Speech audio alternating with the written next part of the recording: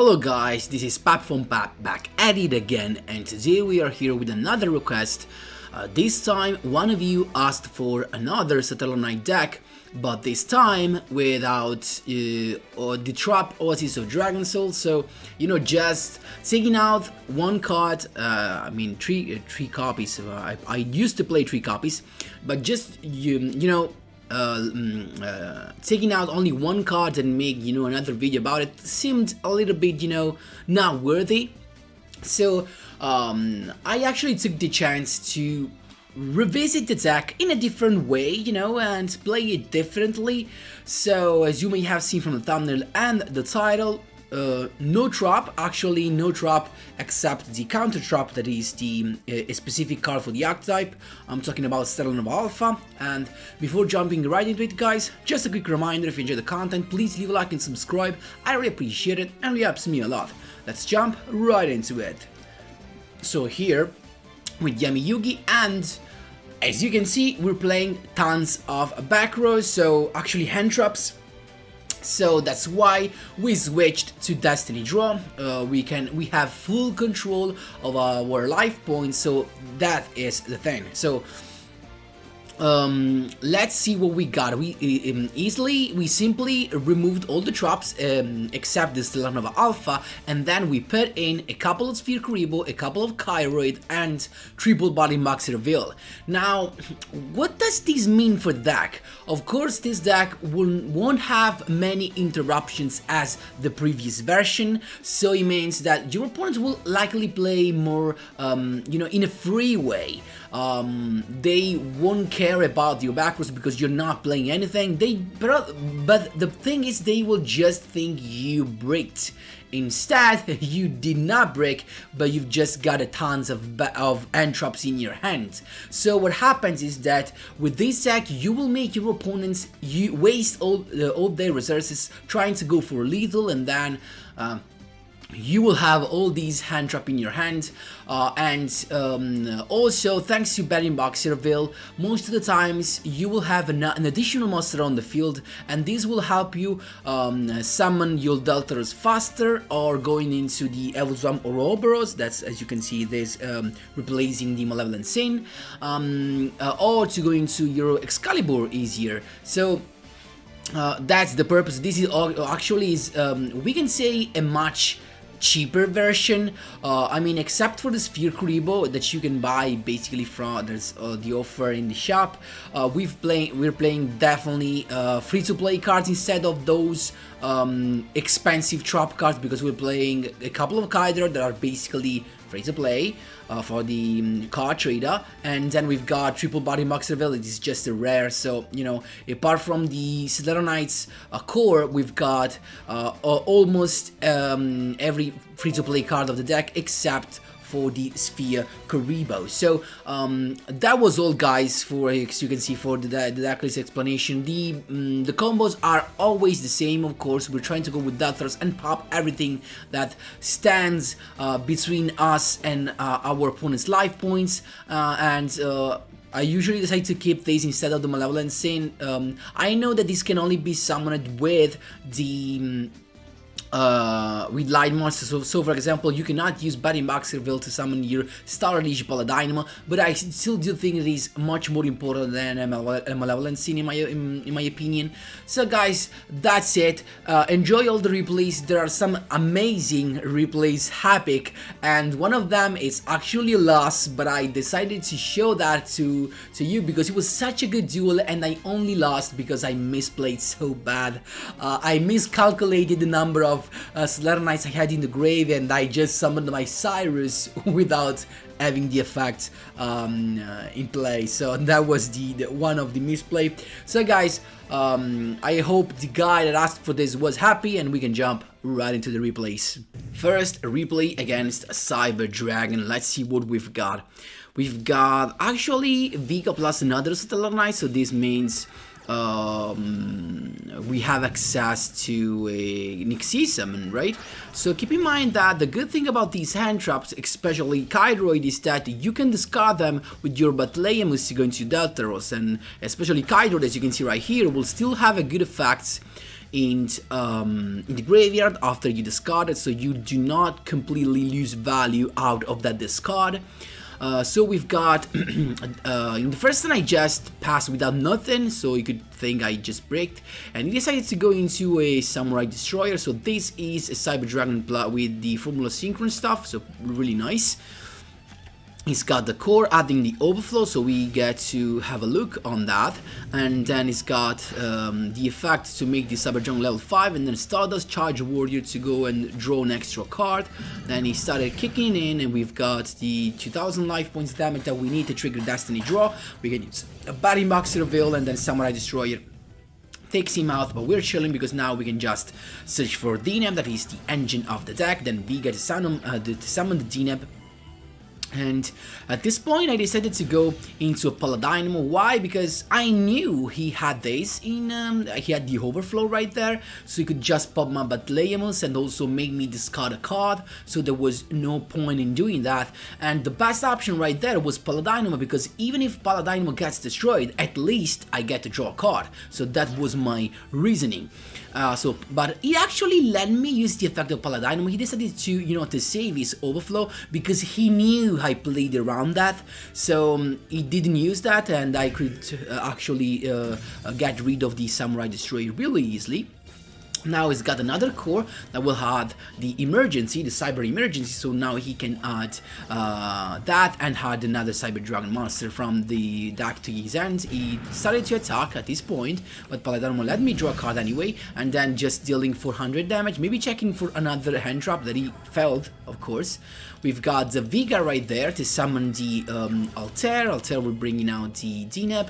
At this point he used the overflow, but there's actually I had no other way other than this to make him activate that. So we're chilling because now even if I have an open field, I'm not even vulnerable to a Cyber Dragon Nova because I can just use Skydroid, so I'm chilling. He's got all the combo out as you can see right here, but he only got one level 5 modification left, so now he's got nothing else.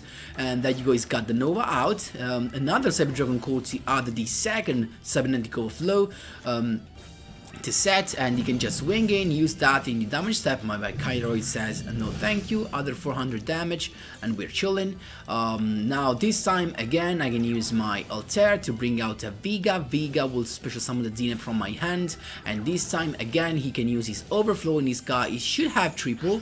No, he's got only double, unfortunately for him, but I'm chilling right now. I mean, he could have left the Satellite attack position. I didn't know why he did not, and he chose that, but that's fine because with the draw I've got a sphere creep as you can see right here, so I'm really chilling right now. So he got the so I made my calculation wrong. He had only one left, but he decided not to attack, and I don't know why honestly, and he just surrendered at this point.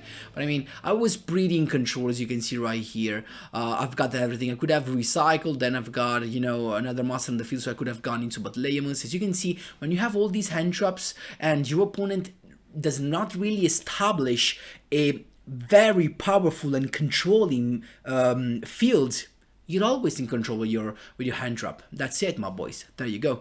Here we've got the Quattro experience. So if I'm not wrong, these were actually Gimmick Puppets. So we got DNAB to begin with, and we're chilling because we've got also the Kuribo. So, you know, Kuribo is the only way to have a response to cards that are TK you, like Saber Dancer, like for example the Nova that cannot TK you and stuff like that. But as you can imagine, this deck really struggles against you know, an hypothetic, say, Ancient Gear or Triamids. With their field spell, actually they make your hand traps actually like all that cards. So if you face a Triamids with this deck, you're simply done. So he's got Gimmick Puppets, as you can see right here, with Malevolent Sin, and this time he's really trying to go for lethal, as you can see right here, wasting all of his resources to go into Malevolent Sin and a Gimmick Puppet of strings, but as soon as he tried to go in, my Sphere Creepo says no thank you. I decided to put that in defense because I really wanna, you know, get rid of this, and in defense position is not a problem because I can take him out even with an Altair. and the second is because I didn't want him to boost up. So there you go. Also, I get to take another master on the field, so I've got basically triple Destiny Draw to go into a Stellar Nova Alpha just to make sure I've got something to negate. And there you go, double Dineb that comes back from the effect of Malevolent Scene. Then the other one, summon it from my hand to add a Viga. Daltaris is here. I can just pop the puppet the strings, but he negates that, and that's fine, because now we can just set the trap and get rid of the Malevolent Scene anyway, or at least I wish, because he's got Pulse Mine, so that's fine. Malevolent Scene's effect, but this time gets negated, so that I get the effect of the Daltaris out, plus I draw a card, of course. There you go, we've got the Viga summoning out the Altair that will special summon the Dinner from the grave, giving me another search. So that's, you know, these triple summon is just so good, it just feels so good. He decided to attack anyway with the Puppet of Strings, but that's fine, of course, as you can imagine. With the 2 on the field, I can just go into Botlemus, use the effect, discarding the Kydroid, but he's got Xyz block, so no effects, and that gets destroyed. But I'm not done, because I still have my normal summon, so Viga plus Altair plus Dineb. Look at that, Dineb keeping on adding me stuff to my hand. And Daltaris is here once again. This time I can simply pop his Puppet of Strings and I can go for his life points. Let's see if he has some recovery. He's not, so that's how you do it. I still had another Kuriboh in my hand, so that's really, it feels nice. It's not the best turbo deck, you know, it's not a turbo deck, but it's pretty nice to play. This, my boys, was the last. So the last match actually, and it's got, look at that, this is as you can see right here, Aromage deck with Bandit Keith. I don't know, two stuffs that I didn't see in a while. So I didn't see Aromage since the ban list that actually kicked them out of the meta, and I think I do not see Bandit Keith since Despacito stuff, like, so. Look at that, one of the best opening. You got negations of the effects and double back row, so it's really in a good position. We've got Viga to begin with, and I knew he negated, that's why I didn't summon my Dineb. Of course, I mean, I knew that was about to come, but luckily I've got the counter trap, so it's got the draw, and actually I was too greedy right here, but then I think it was the correct move. I mean, he lost a monster, and now even the double draw, so it was pretty nice to negate that, as long as I have my traps. But he didn't attack because he was afraid of my Destiny draw. So I've got Dineb, and in this case I didn't summon Altair because I knew he was about to negate that, but now he has no more negates, so this was really the last one.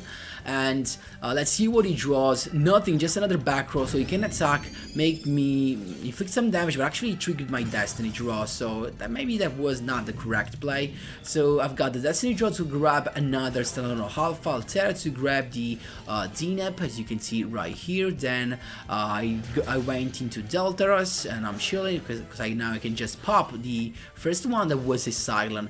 And at first I didn't understand that. I mean, he used that on his Book of Moon, and then changed the Book of Moon on my Daltaris, of course. Now I cannot use the Alpha unless he destroys the Daltaris, but that's why he did it.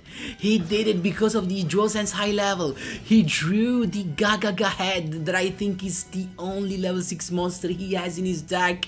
So he has a way actually like Destiny draw, so that he actually does not need 2000 damage, only 1000 is enough. So it was so good, actually very good move right there. And look at that, he's got the usual combo. Now Gagaga Sister to make level 6, Gagaga Bolt to get rid of the back rows, and look at that, telling me to get rid of the Daltaris so that he cannot trigger my effect, and boom, went all in, but my Kydroid says no thank you. He's got a back row though, so we have to be careful. I've got Altair right here to summon the Dinam. Dinam in this case grabbing another Altair, as you can see. We've got another trap card, but it's got Book of Moon, so no XC summon for me right now. It's got Zubabancho Code Effect. I decided to negate that, but then here comes the top tier play. Ptolemy to recover the Gagaga code. He can summon him again, and now he can use the effect. Actually use his Gagaga sister first, because now he can special summon the Zubaba Bancho Gagaga code. And again, another level 6 is coming, and this time Beetle plus the Rhino's Boss. Oh, look at that. He's got the piercing damage to go for lethal. My batting boxer Veil says no thank you. And here comes the Altair summoning the team, and here, guys, this was the first mistake, because in this case I should have used my Sphere Kuribo to stop the attack of Ptolemy, so that I had 3 monsters right here and went directly into Deltaros. Because right now, if I go for the you know, for anywhere, even if I go for Xyz with 2 monsters, he can destroy that, and now he can just stop me using the effect, as he did. But instead, if I kept my Batting Boxer Veil, I should have been able to summon my Xyz monster anyway. So he started to go all in, but this time I decided to go with that. And the problem right here is that with the effect of Dinam in the previous turn, I decided to have the Cyrus, but I do not have 5 monsters here. Look at that. 1, 2, 3, and 4. They're not enough. I was not paying attention there. So I summoned my Cyrus. I wasted the effect, because now the problem is that with Cyrus gone, I have no way to recycle those, so there's nothing for me to recycle. Even if I clear the field right now, if he's got something to exceed summon, I'm dead. And he's got Dodo the Draw, so the perfect pick. Look at that, Gagaga caught to summon the Gogogo Glove, and he's got Malevolent Scene to go for lethal. At this point you can just attack, but I got nothing. I got no Altair, all the trees are in the grave. I've got nothing, so I just surrendered because I made double misplay right there. It was so unfortunate. Otherwise, as you can see, I had a huge chance of winning. There you go. Last but not least, Destiny Heroes, and this was actually pretty nice to see, because I simply stopped their main play with the Clock of Destiny as soon as he activates that. No, thank you. And you know why I did that? That not only because I feel safe for my hand traps, but just because I didn't want him to add the Mystical Space Typhoon thanks to the skill. That's why. And plus, he's actually he's braked right now, so he can't do anything. And he's got the set card. I've got the Altair. I can just try to see someone, but he's got the Treacherous in a almost 3-card deck. Of course he's got Treacherous as his first back row, of course. So I still feel safe because I got my double back row. So then Vega to start attacking, but I have also my Alpha, so there's really nothing to do. Look at that, Lightning Vortex. I decided to negate that, so why losing my monster, but I get a draw out of that. So look at that. He's got the Celestial, and that's fine, taking some damage, but I got the Body Boxer Veil, so now I can also summon the other Boxer Veil right there to exceed summon, but I actually draw into my Vega. I decided to went for the Excalibur because actually it was my only choice, honestly, and I decided to take it anyway, to take the shot, and it turns out it's got nothing else. So that was all, guys. So that was all for the replays and the commentary. Of course, I hope the guy that asked for this was happy, and I hope you liked this idea for this alternative idea for SATELLARKNIGHTS, guys. So of course, guys, if you have some questions or requests, feel free to ask me whatever you want in the comment section down below. Thanks a lot for watching, and as always, see you in the next one.